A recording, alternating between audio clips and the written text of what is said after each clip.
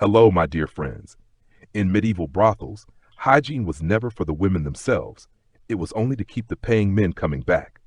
The women had to scrub their private parts with harsh alcohol, wipe with rags, and take in another man moments later. The smell of dried blood, sweat, and semen clung to the air every day. Baths were rare. Breaks were rarer. Pain was endured in silence. There were no mirrors, no fresh water, no questions about how they felt. Tonight we step into their daily reality, raw, silent, and almost impossible to imagine. Before we begin, take a moment to like and subscribe if this work resonates with you. Dim the lights, maybe turn on a fan, and settle in. If walking past the stable seems unpleasant, you've never walked into a medieval brothel. The door didn't open into a lively scene like in stories. It opened into heat and stench, thick and sour. Old sweat soaked into cloth, wine dried on the walls, and something worse, unnamed, hung in the air. The stone floor was hidden under layers of dirt, straw, and stains. You stepped carefully around dark patches, not because you knew what they were, but because you didn't want to know. Smoke from tallow lamps blackened the walls, adding another layer to the air you breathed. New girls were handed dresses, never clean, sticking to themselves, already smelling of old sweat and blood. No underwear, bare feet. A basin in the corner held murky water shared by everyone. Washing meant dipping a rag, wiping the face, armpits, and between the legs, and calling it done. The water never got changed. Wine or vinegar helped mask the stench. It stung on cuts, but that was better than the smell underneath. Beds were just damp straw on the ground. Lice and fleas were everywhere. The air grew hot from the press of 10 or 12 bodies in one room. Silence filled the nights except for coughs, scratching, and the sound of someone stepping away to use the communal bucket. The bucket overflowed sometimes and stayed that way until someone finally emptied it. Meals were rough bread, sour wine, and stew eaten with the same rags used to wipe bodies.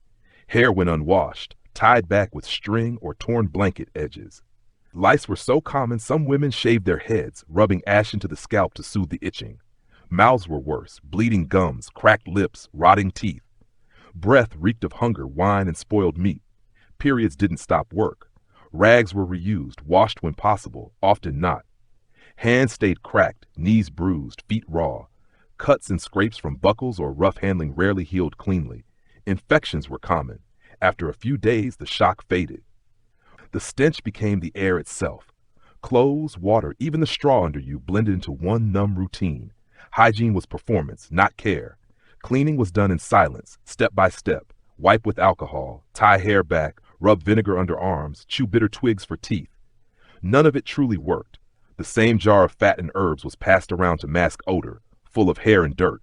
If there were herbs, girls rubbed them in.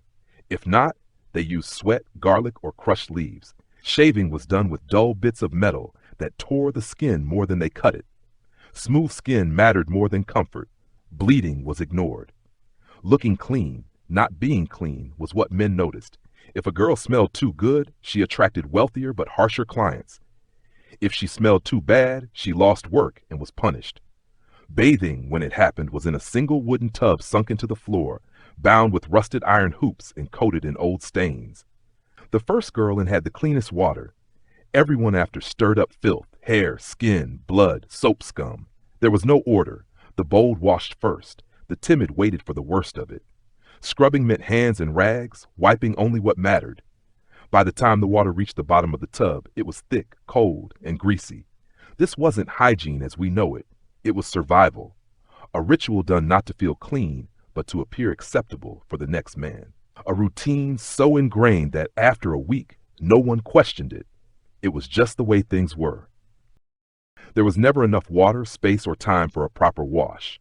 Linger too long, and someone complained, or dragged you out. Imagine a spa where the only luxury was sharing someone else's filth.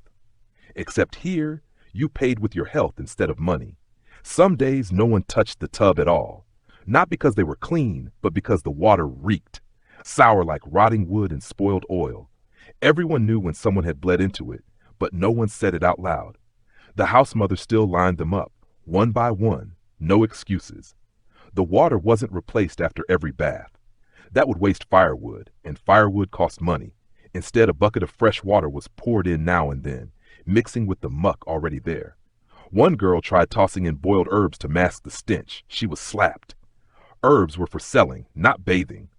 The floorboards around the tub stayed wet year-round, warped and slimy from years of trampling. If you stepped wrong, your foot slid. A rag sat by the door to mop puddles, but it was never enough. Slips were common. Nobody helped. You cleaned yourself up and got out of the way. Compared to modern public gyms with private showers, this was closer to livestock care than human hygiene. There were no towels. You dried with your dress if you had one nearby, or let the air do the work. Girls stood dripping, arms tucked in for warmth, eyes fixed on nothing. The water was never hot. If it started warm, the heat was gone by the third girl. Privacy didn't exist. Scars, bruises, infections, all visible. Some avoided looking. Others stared, comparing miseries. The youngest cried the first few times, then stopped. Movement slowed, faces dulled. Bathing became just another chore. No one explained how to clean properly. You copied whoever went before you. Same rag, same corner, same motions, even if it reeked. Infection wasn't a word anyone spoke. Soap was rare, used sparingly if a client left some behind, and mostly on the important parts. Take too long and someone banged on the wall. Skip the bath and you were dragged back. Clean didn't mean clean. It meant tolerable. If the next man didn't complain, you'd done enough. If he did, you paid later, either in bruises or lost work. Over time, you stopped noticing the filth. Silence made it easier. Nobody spoke when blood clouded the water, when rashes spread, when scabs floated for a moment then sank. Shame served no purpose here.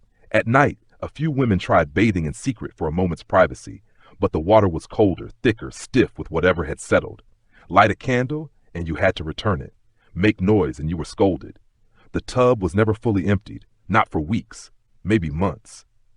Soon, skin itched constantly. Sores bloomed under arms, between fingers, in creases no one could properly reach.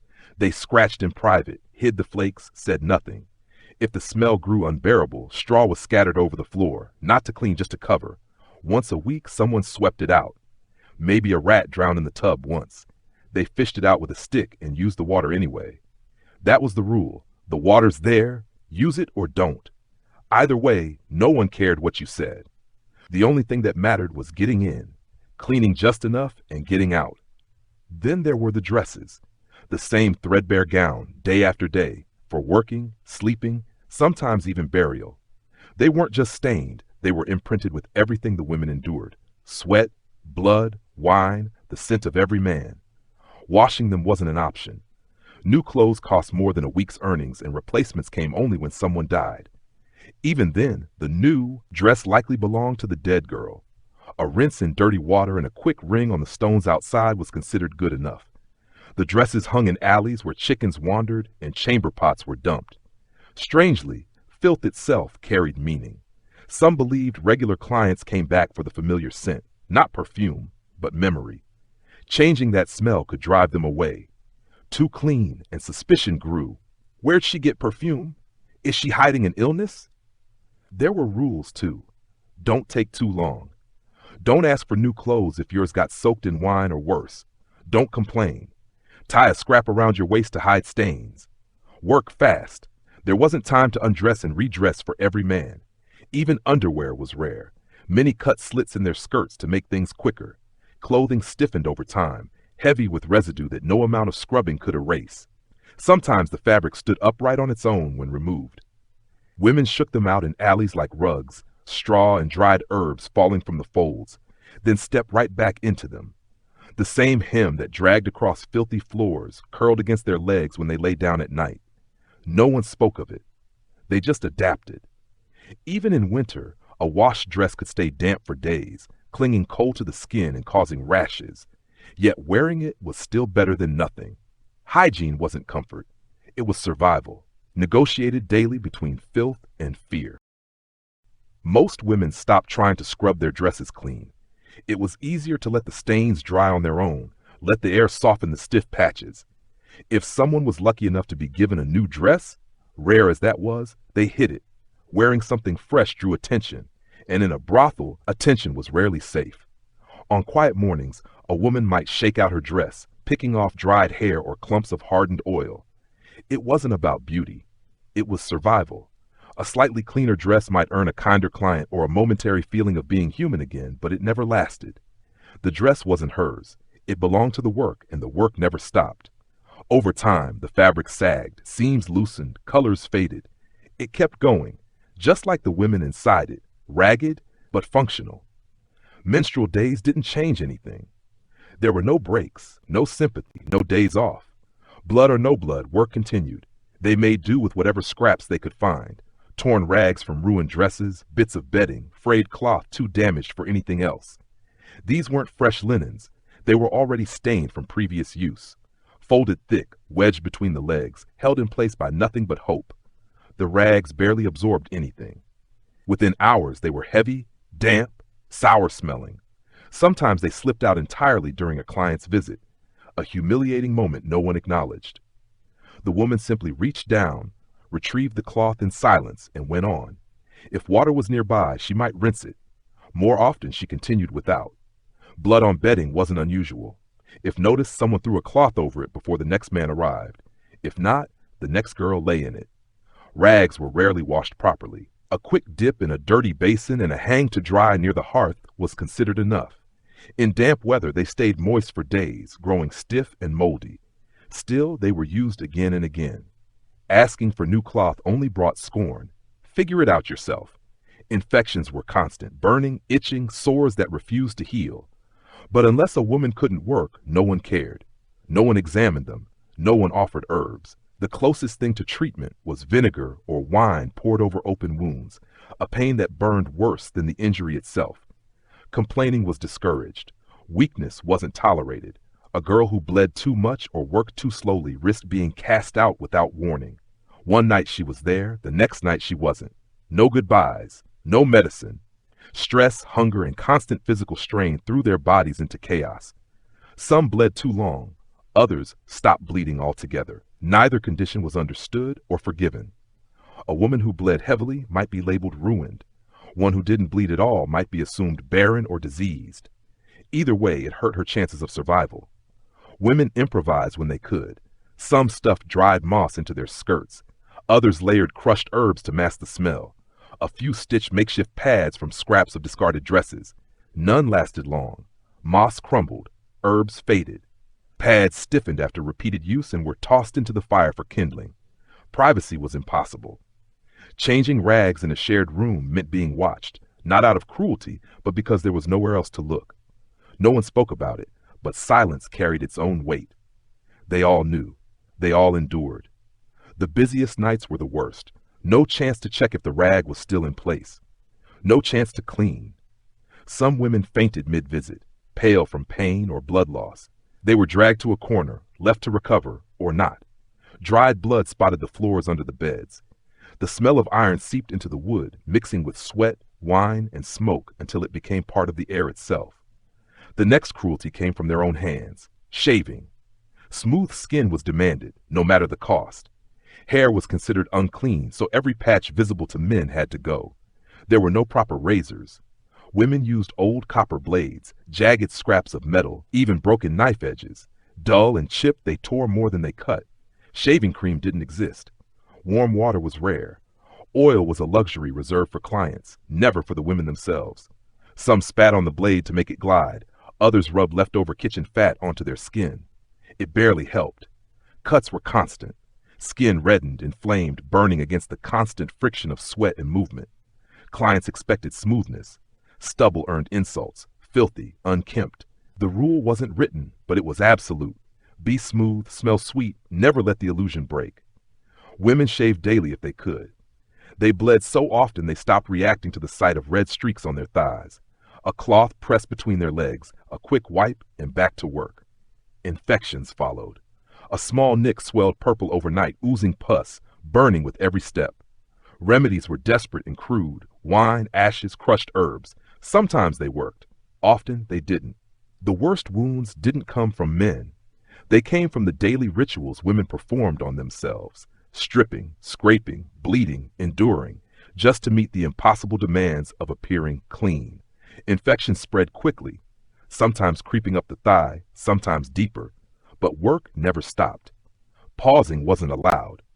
Shaving became part of the routine, done hurriedly in a corner with a bowl of water and a scrap of cloth as a makeshift mirror.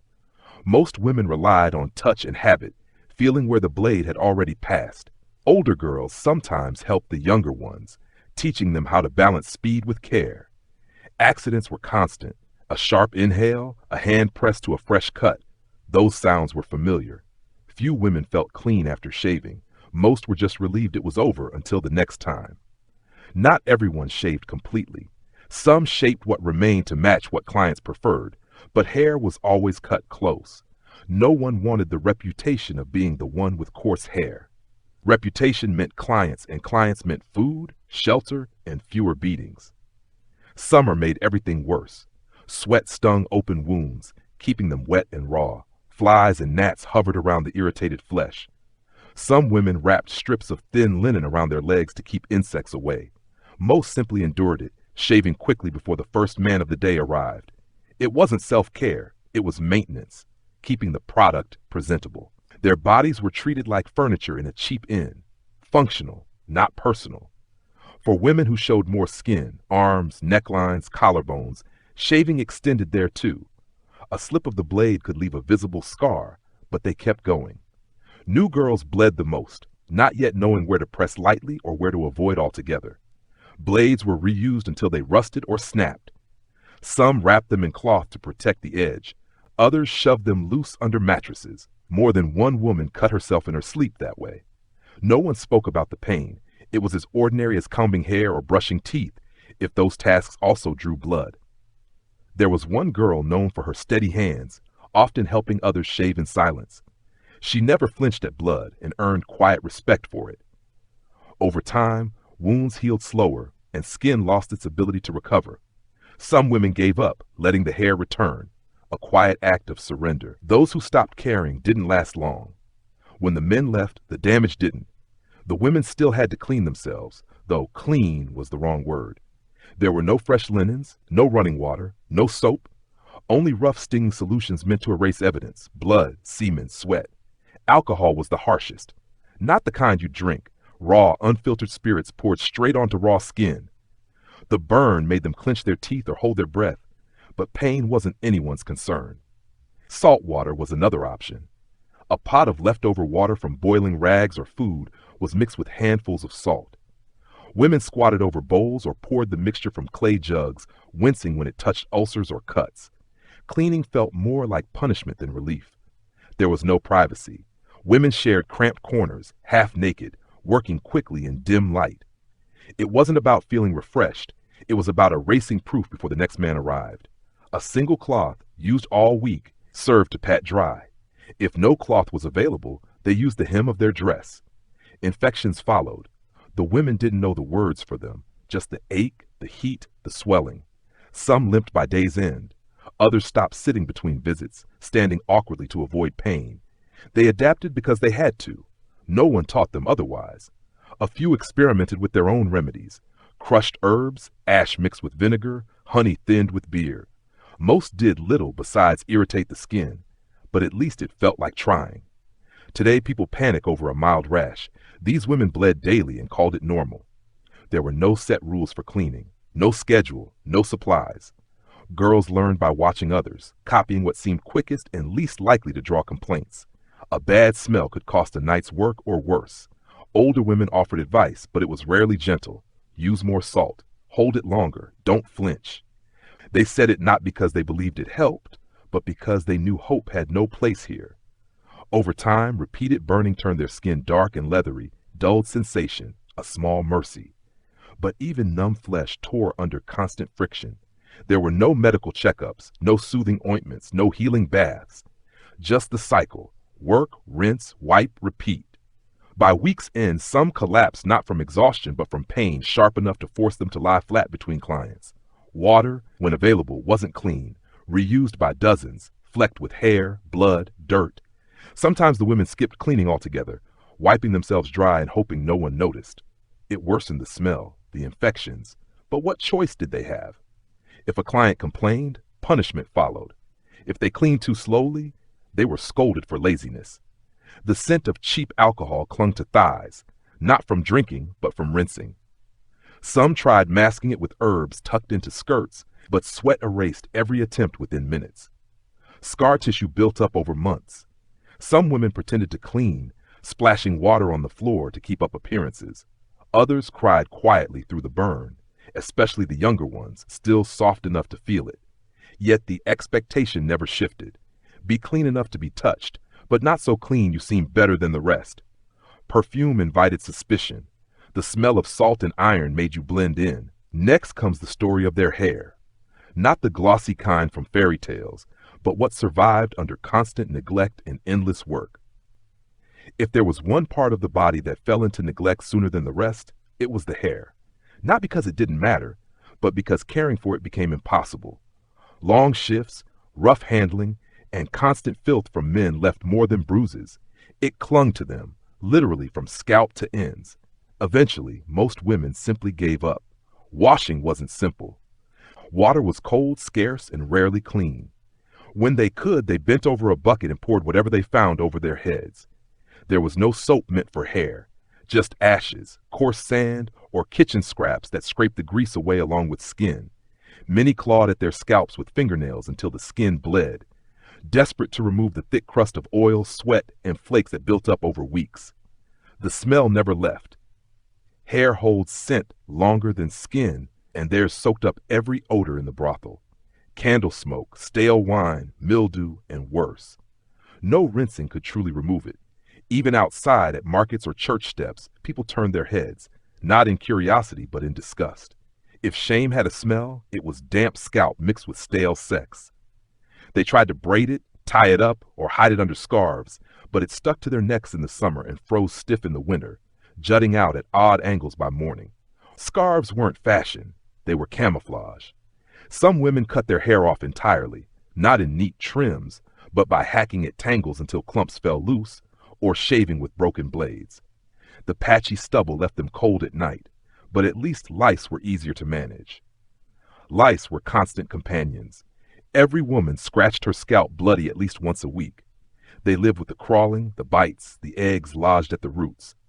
Picking them out one by one took too long, so eventually they stopped trying. Like everything else, they learned to tolerate it. Combs were shared between 5 or 6 women, passed around with teeth broken and coated in old oil and dirt. Strands from several heads clung to them, no one bothering to clean them off. The point wasn't grooming, just tearing through knots as quickly as possible. Modern complaints about split ends would have sounded laughable here. These women would have given anything for one tangle-free day. Hair caught everything, not just dirt, but traces of work. Some women's strands were matted with semen. Others had dried blood clumped in patches that ripped more hair out when they tried to clean it. Bald spots became common, unspoken but visible. No one commented. Everyone had them. Perfume and scented oils were luxuries for women of higher status. Here, the best they might hope for was a pinch of lavender left behind by a generous client, though one night in the brothel erased any trace of sweetness. Head coverings helped outside, but indoors they came off, revealing greasy mats and patchy curls. Many ran their fingers through their hair and gave up halfway, too tired to keep trying. Hair became a marker of lost control. Once they had braided it before bed, taken pride in its length and shine. But after a few seasons, no one asked if it looked good, only whether it was out of the way. Older women urged the younger ones to keep it short. Less tangling, less pulling. One girl even burned hers off after her 5th lice infestation in a month. The stench of singed hair filled the air for hours, and no one said a word. Everyone understood. Scalp infections were common, sores spreading under hair that never truly dried or healed. It was just another part of the routine. Another layer of discomfort piled on top of everything else. Over time, they stopped reacting to the pain. It was just another ache to endure while kneeling or lying still. Some dabbed ash over the rawest spots, hoping it would dry them out. Others pressed rags to the sores and prayed they wouldn't leak during work. Heat, friction, dirt, constant touch. By the week's end, every part of their heads hurt. Complaining wasn't an option. Men didn't want to see suffering. They wanted the illusion. And illusions didn't include bald patches or oozing wounds. Hair was once part of a woman's allure. Here, it was just another burden. Some women forced smiles while combing, pretending they still cared. But there were no mirrors anymore, and without mirrors, checking one's reflection became pointless. Next came the mouth, not what they said with it, but the state of it. Rotten teeth, cracked lips, and breath no rinse could fix. The mouth was a battlefield, fought over daily. There were no toothbrushes, no dentists. No one ever taught them how to care for their teeth. All they had were scraps of passed down tricks and a desperate fear of smelling too real. Men wanted a mouth that looked clean, a kiss that didn't taste of rot, expectations that reality could never meet. They chewed whatever they could find, mint sprigs if someone smuggled them in, ginger roots from the wild, parsley, cloves, even bitter bark stripped from trees. Each was passed from woman to woman until the sharpness numbed their tongues. It wasn't about freshening up. It was about masking decay with something slightly less foul. Some scraped their teeth with sticks, breaking twigs into rough little tools. Sometimes it cleared food. More often it tore the gums and left them bleeding. The sticks were never cleaned, and infections followed. Their gums stayed swollen, red, tender, constantly aching. Talking too much could make them bleed. They'd spit pink into the dirt and keep going. Charcoal was another trick. Ground to powder, rubbed over teeth with a cloth or bare fingers. At first it stained black, but rinsing left them looking a little less yellow. Not white, never perfect, just enough to distract from the rot underneath. And distraction was everything. Smiles were practiced, careful, not too wide, not too open, just enough to look pleasant without showing the gaps where teeth had fallen out or the brown stubs left behind. Lips stayed pressed together, hiding more than silence. For color, they smeared on whatever they could, dried berries, brick dust, even ground pigments scavenged from broken pottery. These improvised paints cracked fast, slicing the corners of their mouths. Without balms, the cracks bled and deepened, especially in winter. Infections followed, eating hurt, drinking stung. Still they worked. Tooth loss came young. By their 20s, many women already had missing molars or loose front teeth. The back ones rotted first, crumbling from the inside until they simply fell out. The front chipped or loosened from blows, grinding, or neglect. No one replaced them. They learned to chew carefully, stick to softer food, and avoid smiling too wide. Bad breath wasn't occasional, it was constant. A mix of rot, gum diseases, and old food lodged deep in broken teeth. It clung to them, announced them before they even spoke. They saw the flinches, the quick glances away. They weren't blind to it. But what could they do? No one would hand them a mint. No one would offer clean water. They rinsed with stale ale or well water, sometimes scraping their tongues with cloth-wrapped fingers. It made them gag. Others spat and hoped for the best. Any sense of freshness lasted minutes, never hours. Modern people complain when their breath turned sour after coffee. These women would have killed for 12 minutes of relief, let alone 12 hours. Not all of them went numb. Some still cared. Some begged for fresh herbs, tried to keep their lips from splitting. But every effort was erased with the next client. More wine, more sweat, more blood. Their mouths became tools, no longer their own. They smiled, whispered, kissed, performed. And when the work was done, they rested in silence, swollen and sore, waiting for the next night. The worst part wasn't the bleeding or the decay. It was knowing no one cared, unless it ruined the illusion. As long as the outside looked passable, no one cared what was happening underneath. Some women learned to hide missing teeth behind clever tricks. A closed-mouth smile, a laugh muffled into a sleeve, a head bowed just low enough to keep the gaps unseen. But those tricks failed when drunk men forced mouths open. Then everything was exposed. The red gums, the rotten stumps, the bits of food still clinging where teeth used to be. No one offered comfort. No one asked if it hurt. At most, another woman might hand over a scrap of ginger or a rag to wipe away the blood. That was the limit of kindness. Their mouths were exhausted, tired from pretending, from stretching wide, from stifling cries when pain shot through their jaws.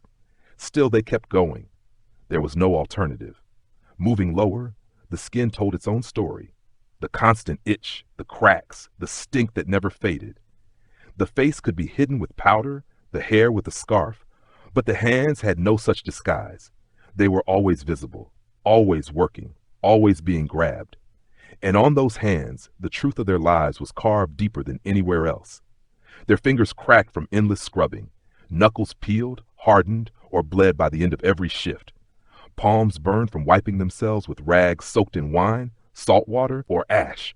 These weren't acts of hygiene, just quick attempts to appear less filthy than reality. Ash was easy to come by. Cheap wine or sour ale worked too. Both burned as they scoured the skin, stripping oil and leaving it raw. Over months, over years, this routine turned soft hands into rough bark. In winter, the cold split them open. In summer, sweat stung every open crack. They didn't stop working either way. Fingernails rarely stayed whole. They snagged on wood, tore on coarse fabrics, bent backward under strain. No one trimmed them properly. No one cared to. Sharp edges collected black grime, dirt, dried fluids, the residue of countless touches. Cleaning under them was pointless. The nails weren't ornaments. They were tools. Sometimes women bit them down out of nerves or just because it was faster. That led to swelling, infected cuticles, pus gathering under the skin. But even that didn't stop them from using their hands. Smoke, sweat, and blood baked into the cracks of their palms. Washing helped little. The smell lingered. The same dirty rags were used again and again. The water, cloudy and shared, never reached deep enough to clean the real damage. If a man today saw hands like theirs, he'd probably call pest control before calling for another date. But back then, clients either didn't notice or didn't care. Their focus was elsewhere. Hands weren't meant to be admired. They were meant to function. Rough nails, flaking skin, none of it mattered as long as the work got done. Some women tried wrapping their palms in linen strips to hide the worst cracks, but the bandages got filthy fast, and wearing them during work drew suspicion. Most gave up. Infection started small. A bit of redness, swelling at the base of a nail. Then came heat, pus, fever. In the worst cases, fingers turned black. Usually, though, women just lived with constant pain, binding sores with torn scraps of clothing. No one offered ointment or healing oils.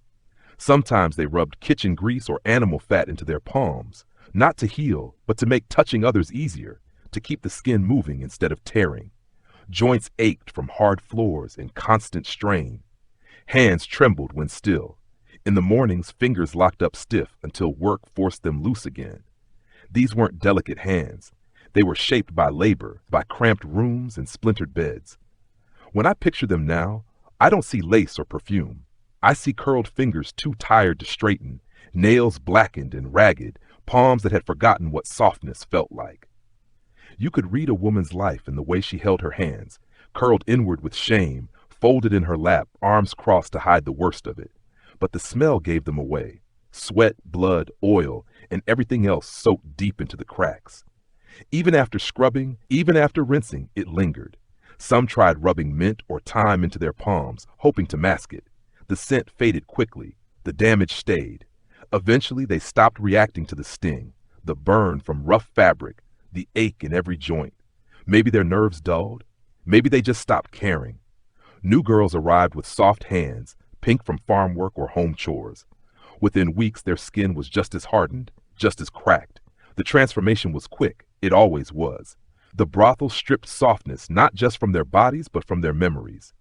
Yet even ruined, those hands still reached for others, wiping tears, braiding hair, steadying trembling arms.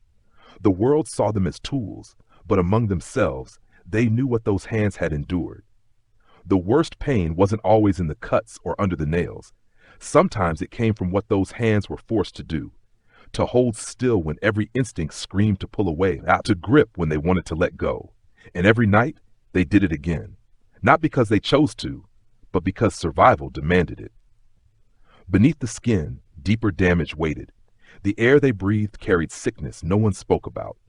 But worse than lungs or fever was what happened between the legs, the place that could never rest, could never fully heal, yet was used over and over. The skin there never got a break. Every day it was rubbed raw, sitting on hard benches, shifting for different men, moving fast when ordered to. Dozens of times a day the same tender area took the brunt of it. If a medieval brothel had a loyalty program, the prize would have been permanent damage. Some women developed thick, darkened patches where their thighs met their groin, scars from friction, not dirt. Others had the opposite, skin so thin it split open, raw spots where sweat softened it until fabric tore it apart. Most wore no underclothes, just a single dress, sometimes not even that. Blood soaked the fabric when they bled. Itching went unscratched. Burning went unspoken. A few walked stiff-legged, not from modesty, but to keep raw skin from touching itself. There were no ointments, no creams. If they were lucky, goose fat or oil. Some used spit. Most did nothing. Boils rose, burst, healed badly. Blisters opened into ulcers that never closed. The smell, even among all the other smells, was hard to ignore. But work didn't stop. Today, one visit to a clinic could treat it. Back then, clean cloth was a luxury. Infection spread inward. Lymph nodes swelled. A dull ache became sharp pain with every step. Limping brought punishment. Asking for rest meant scorn. There was no reward for honesty, no mercy for suffering. They were expected to keep moving, no matter how much it hurt to sit, walk, or even lie still. Some tried makeshift solutions, rolling cloth into pads and tying them between their thighs. It caused more friction, soaked through fast, and invited more suspicion if seen adjusting it. Anyone caught might be accused of hiding disease, or worse, of weakness. The most haunting thing isn't the wounds themselves, but how silent they were about them. These injuries lived under skirts, invisible and unmentioned. Bruises shifted colors, purple to brown to green, but never truly faded. Some resembled fingerprints. Others looked like smudges. Tender flesh hid aching bone. New girls learned fast.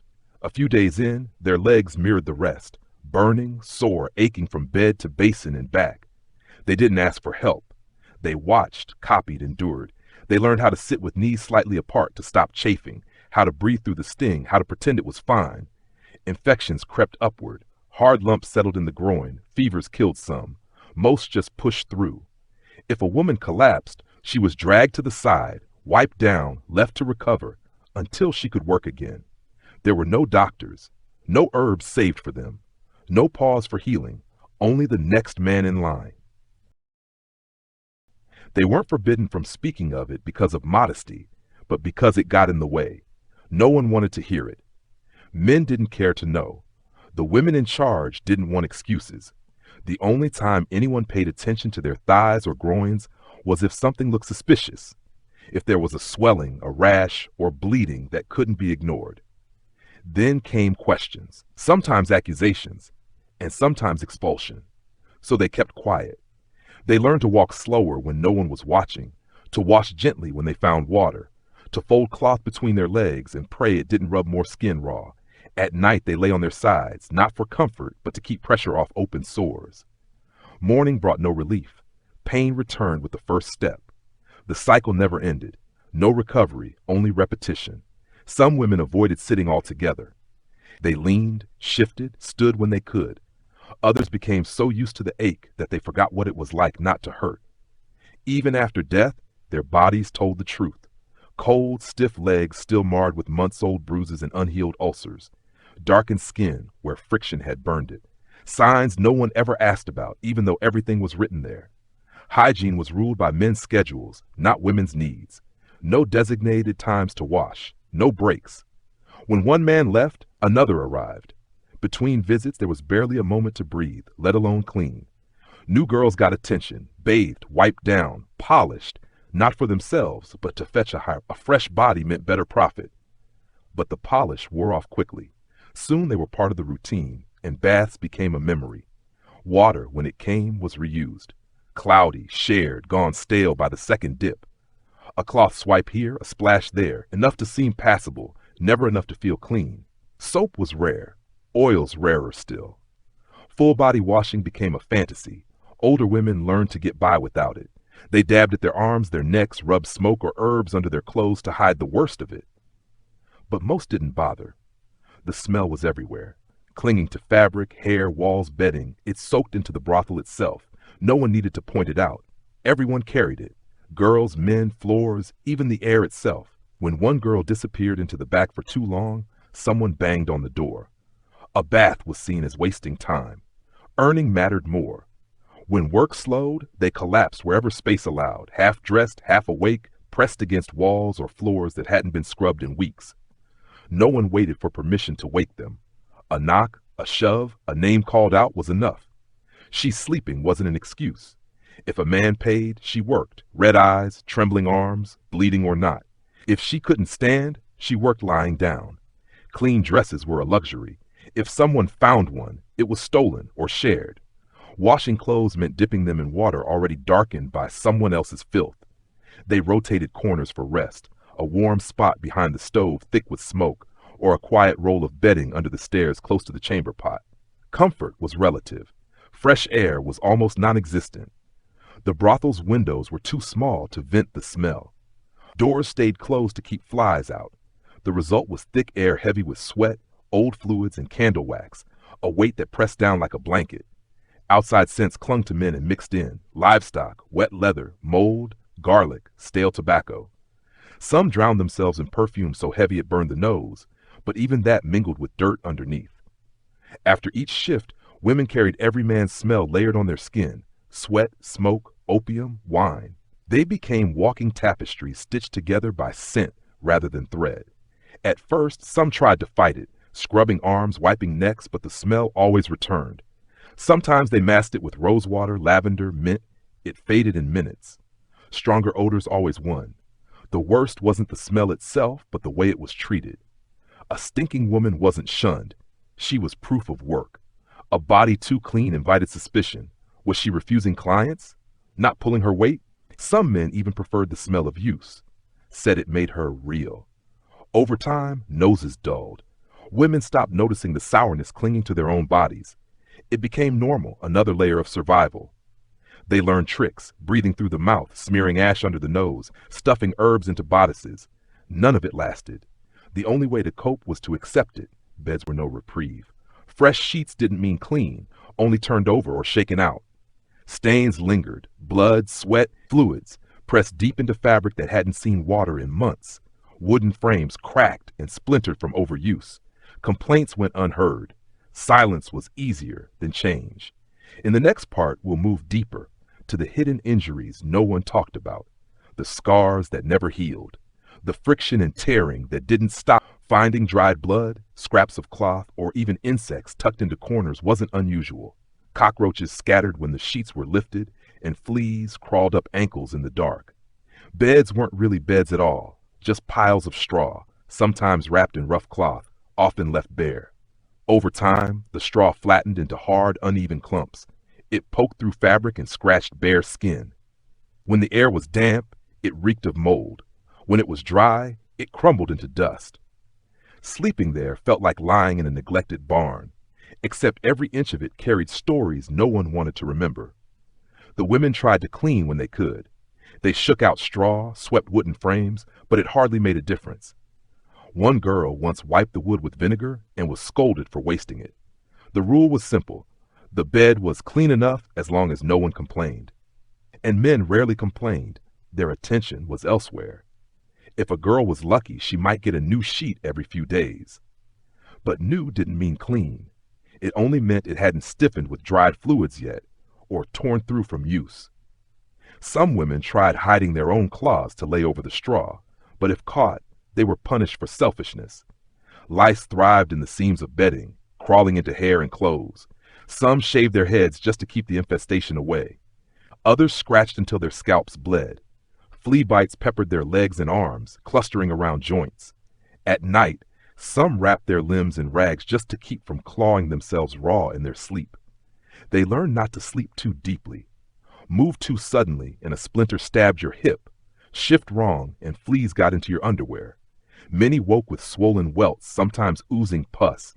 They dabbed at the sores with ash or scraps of old cloth, but relief never lasted. Today, guests write bad reviews for a single stained pillow. Back then, women laid their heads on mold and dried blood and called it rest. Some tried to soften the straw with leaves or folded clothing, but those were tossed aside when men complained about the smell or texture. So the extra padding disappeared, and the beds went back to bare wood and straw. Open wounds pressed into damp cloth were a perfect breeding ground for infection, but there was no stopping work. If one girl fell sick, another took her place on the same bed, often without even flipping the sheet. Treatment, if it could be called that, was crude: a pinch of lime powder or a bit of salt rubbed into bites. It burned terribly, but there were no better options. Some women knew herbal remedies: crushed leaves mixed with oil, but supplies never lasted. Most endured in silence. The beds left a smell no one could escape. It clung to the women's clothes, their hair, their skin. Even on the street, strangers could tell where they worked. Brothel owners didn't care. It's just a place to lie down, they said. Not a palace. One man joked the bugs kept things lively. No one laughed. What stays with me most isn't the filth, but how quickly it became routine. Once something disgusting is constant, you stop seeing it. Women marked cleaner corners, claimed them early, bribed others to stay away, but nothing stayed clean. By nightfall, even the best spot felt as bad as the worst. Cold weather made it worse. Damp turned to chill. Thin rags barely covered their bodies.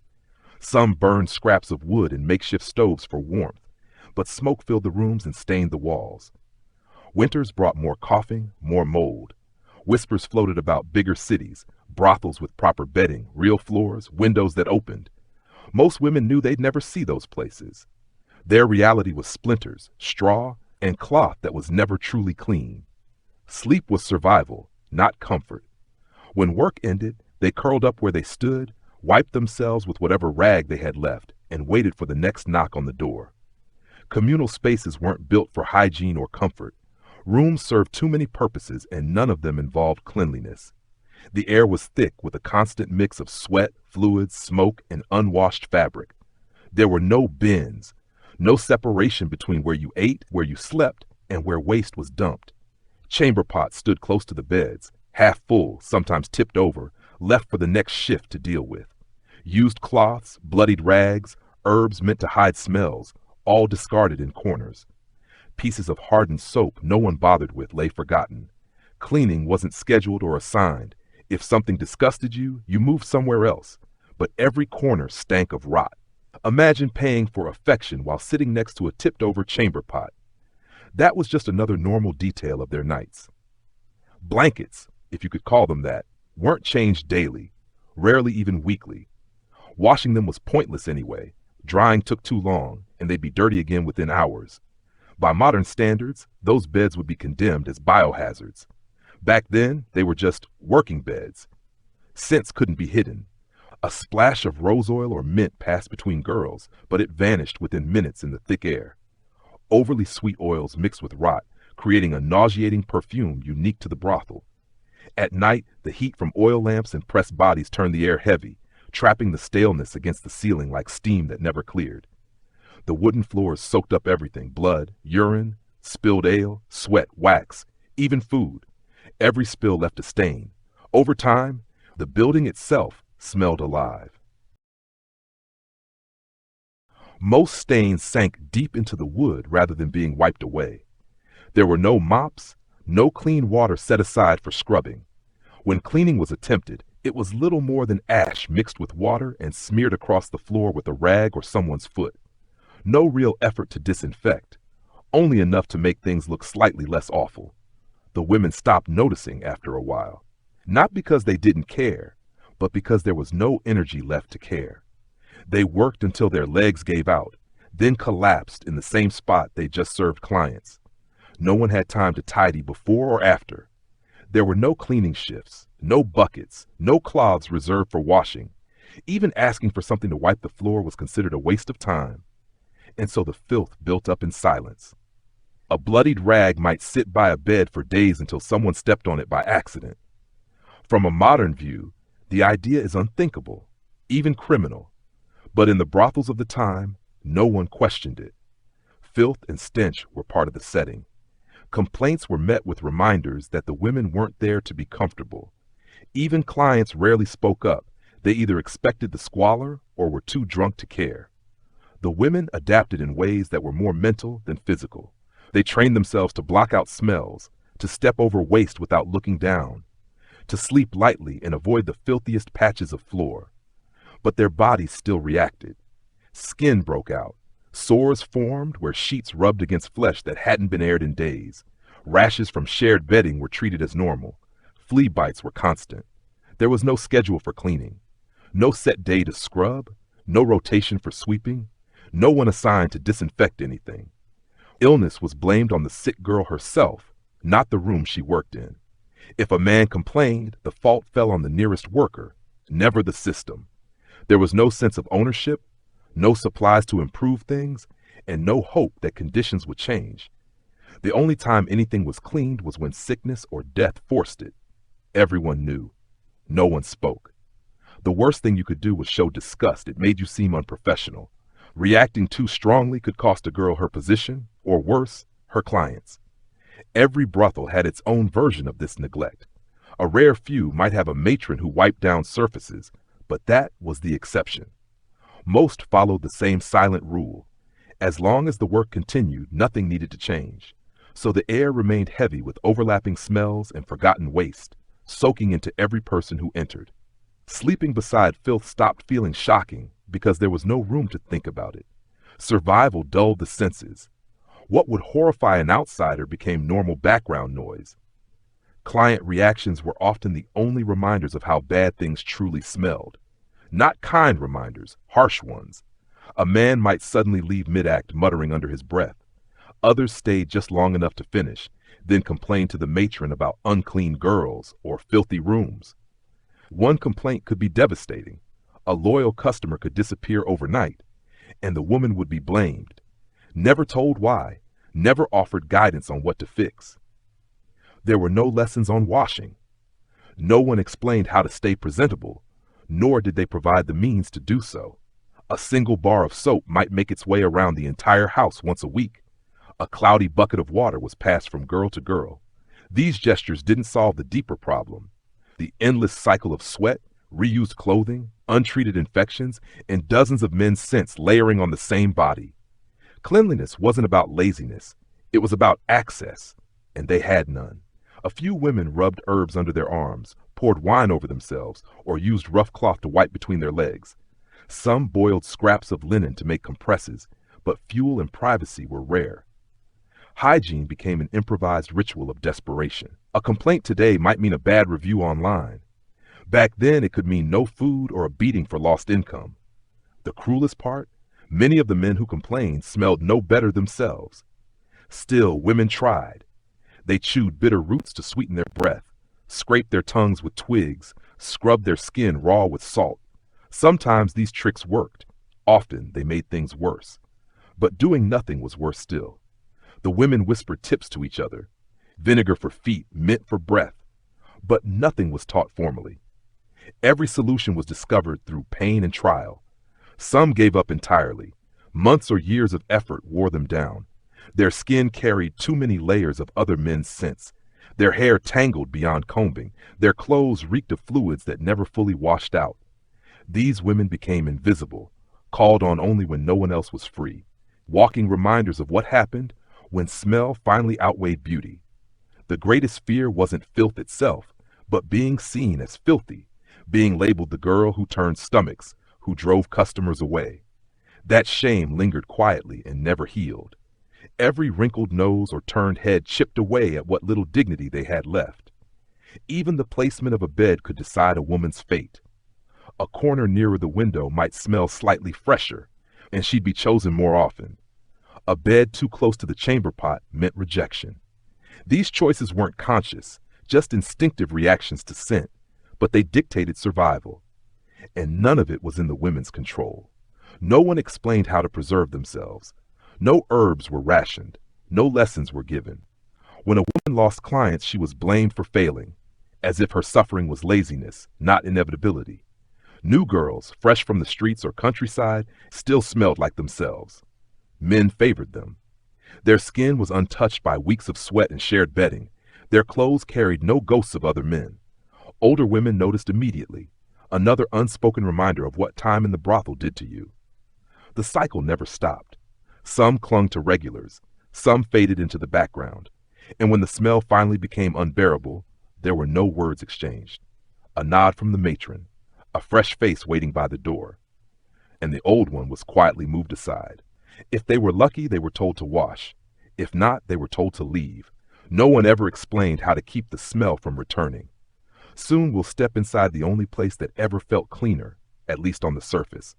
The bathhouse. Inside those dim rooms, there were no mirrors. Not hidden, not broken, just absent. No one thought they were necessary. The girls never asked, and no one offered. Crooked makeup or streaks of dirt didn't matter.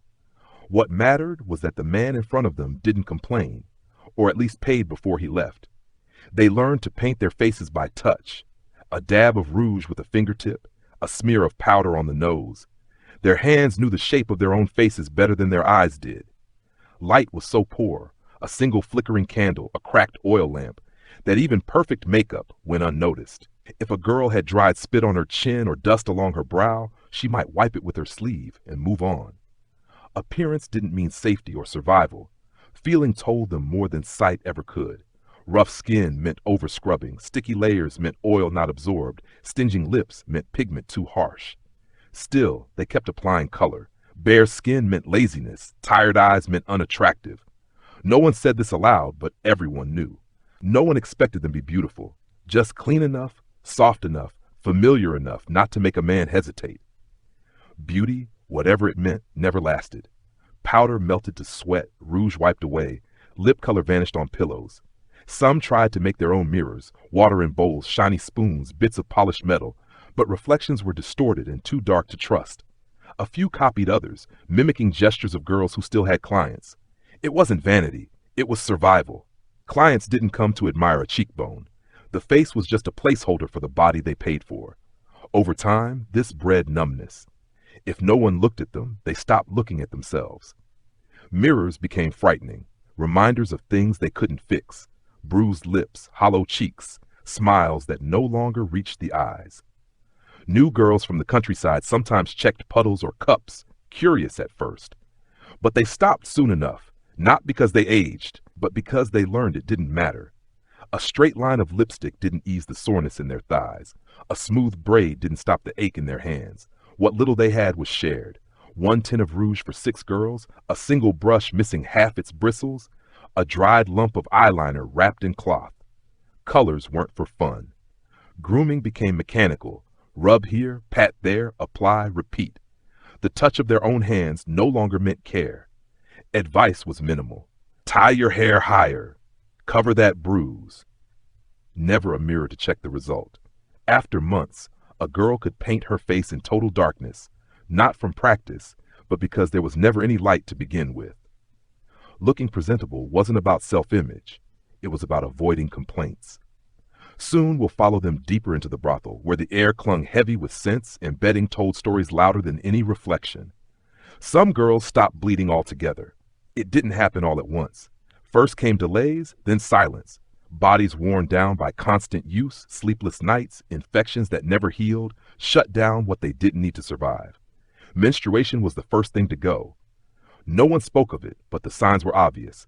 Folded cloths no longer stained, pale marks disappearing from bedding, days blurred together, and missing a cycle barely registered until it kept happening. For some, it was a small relief. No cramps, no stained sheets, no panic over slips. In a twisted way, losing their bleeding felt like regaining control over one small part of themselves. But everyone knew what it really meant. Something inside had gone wrong. Too many infections. Whatever the cause, it marked a change. The younger girls noticed, the older ones noticed, even the clients noticed. It wasn't that men asked about bleeding. They didn't care about that. But they noticed other things. Pallor, smell, exhaustion, the sluggish way a girl moved, and they judged. A girl who no longer bled was seen as past her prime, not clean, not fertile, not soft, just used up. The madam noticed too. She'd seen it happen countless times. First one missed month, then another. Then the limping started. Longer breaks between clients, falling asleep mid-shift. Soon after, she was considered useless. No one explained why it happened. No one offered herbs or rest. They were expected to keep going, no questions asked. It's strange to think about now, when even phone apps can track a woman's cycle, that these girls didn't even know why theirs stopped. Some tried to hide it. They pretended to have cramps, left blood-stained cloths in plain sight. Others didn't bother. What was the point? Pretending didn't bring it back. The younger ones were scared. Some had only just begun bleeding before arriving, and now it was already gone. They wondered if it would return, but they kept their fears to themselves. There was no space for that kind of talk. Not everyone lost their cycle, but enough did that it became part of the unspoken routine. like calloused hands or numbness during work. It was simply what happened if you stayed too long. Some joked bitterly that their bodies had retired, even though they themselves couldn't. It was just another reminder that their bodies didn't belong to them. When a part stopped working, no one mourned it. It was discarded like worn shoes or a blunt knife. To me, the worst part was how unsurprising it became. In a place where bleeding was normal, the absence of it became a quiet warning sign. Sometimes a girl stopped working entirely, not by choice, but because her body collapsed. No clients, no washing up, just a curled figure in the corner, ignored until she was replaced. No farewells, no ceremony, just silence and a new face on the mattress. No one called it medical. No one called it emotional. It was weakness. And weak girls didn't last. Rumors spread about some whose cycles returned later, after escaping, finding kinder work, better food, but most never recovered. Their bodies simply adapted to the new rhythm. No rest, no renewal, only repetition. And losing the bleeding didn't mean losing the pain. Cramps came anyway. Stabbing aches from old infections, a heaviness low in the belly after long nights. The discomfort stayed, just hidden, unspoken, out of mind. When fresh girls arrived, full of color and life, the older ones noticed. Round cheeks, wide eyes, quick steps, and bleeding. It showed in the way they moved carefully on certain days, avoided white rags, searched nervously for clean cloths. The older girls said nothing. They didn't warn them. There was no point. In the end, bleeding became a privilege, like soft hands, like a full meal. Something that couldn't last here. Next, we moved closer to the bedding itself. Thin fabrics, heavy with stains and secrets, never truly clean. Oils and perfumes were rare luxuries, so the girls invented what they could. Some boiled bark, crushed it, mixed it. They used the mixture after long nights or when the scent of clients clung too strongly. Sometimes they used it beforehand, trying to mask what lingered beneath. It stung every single time, especially on cuts, scrapes, and raw patches of skin, which were almost constant. Even so, they poured it anyway. The purpose wasn't hygiene. It wasn't about health. It was about making them tolerable for men. If it burned, it was working.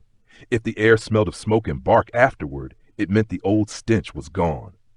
No one spoke of balance, bacteria, or healing. Clean simply meant not offending the next man's nose. Ash was easy to find, scraped from the hearth, crumbled from half-burned logs, or chipped off walls blackened by smoke. Bark was harder. The girls bartered for it, trading scraps of cloth or small favors to tavern workers for a few strips. They dried it under rafters, pounded it with stones, ground it fine. The result was gritty, murky water, never truly clean, but it was all they had. Some mixed the powder with wine or vinegar, hoping it would erase more of the smell. Others used cold tea left in cups. Guesswork ruled everything. Too strong, and it left red welts. Too weak, and it did nothing. The bowls were shared, each drop precious. Spilling one wasn't just clumsy, it was humiliating, like smashing an expensive perfume bottle you could never replace. No one was allowed to complain about the pain, but their faces told it anyway.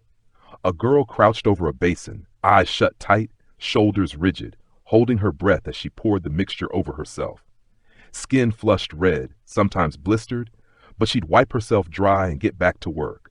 Whispers followed those who used too much, girls who bled after scrubbing, who walked stiffly for days. There was no rest for them, no sympathy, only a sharp reminder, be careful next time.